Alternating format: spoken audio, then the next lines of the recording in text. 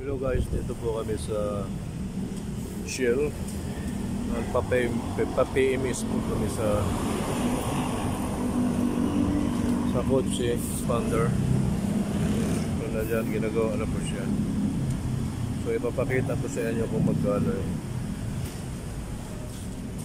yung nagastos ko sa lahat-lahat.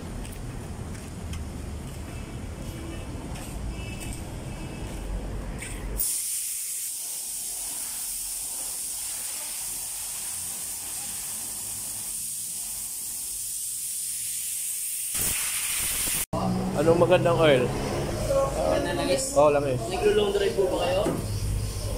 Hindi, dito lang naman. Kasi nag-opisina naman yung anak ko. City driving lang? Oo, city driving. Pwede naman kayo gumamit ng semi kung city driving lang kayo. Oo. Kasi kung naglo-long drive kayo, fully synthetic gagamitin mo for 10,000 kilometers. Pero yung semi-synthetic, city driving lang siya, good for 7,500 kilometers. Semi lang. Pwede yung semi. Pwede yung semi. Out of stock semi namin. 10,000 na lang. Yung 10,000 na lang? Yung 10,000 na lang. Oo. Yung 4,170, sabihin nyo na lang yung Ultra. Ultra? Oo, alam na po niya. Ultra sabihin mo, Jom.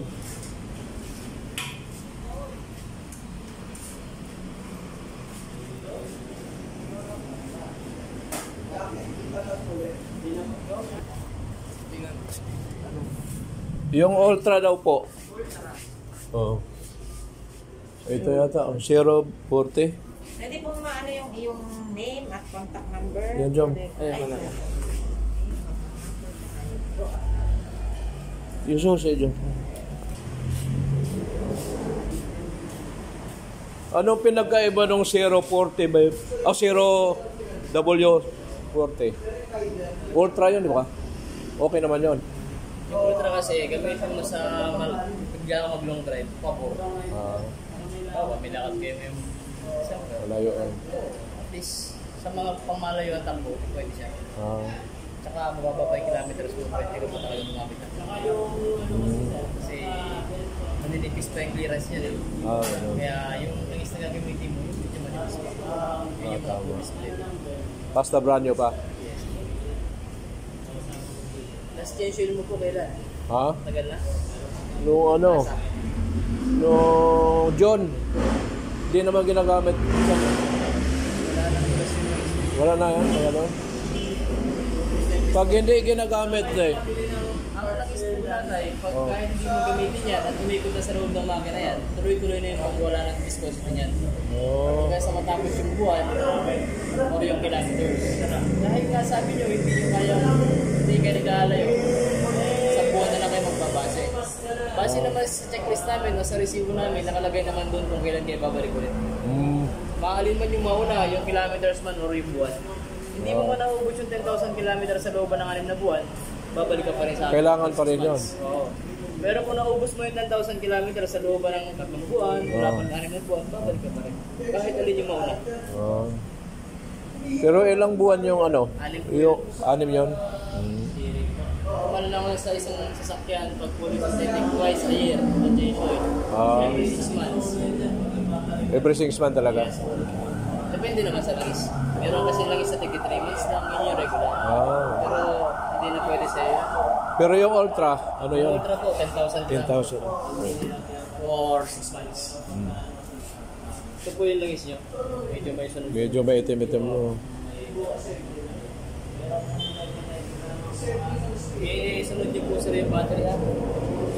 Kasi automatic to. Once na shutdown. Wala na, di na, direct na.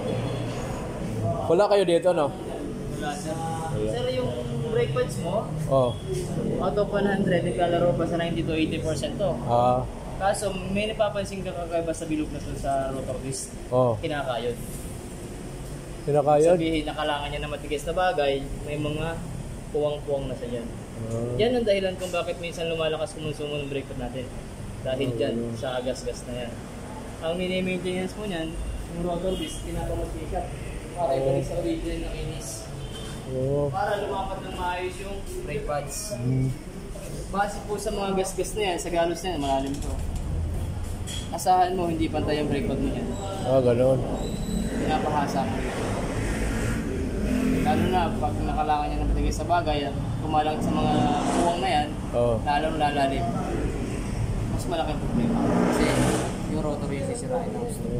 Malaki na ba? Mainit sir ah. Malaki na ba? Oo. Meron na siyang kanal-kanal. Dito po, mas marami po kapila. Kung mapapansin nyo. Ayan. Dapat kasi makinis yan. Kailangan pamasin shop yan. I-replace lang naman yan sir. Oo. Ibabalik sa original na kinis.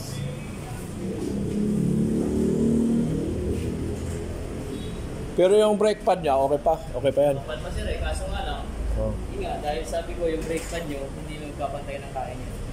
May kayos na rin yan. Kasi yung brake pad, mas malambot sa rotor disc. So, ibig sabihin, ang pagkarasahin yung brake pads natin.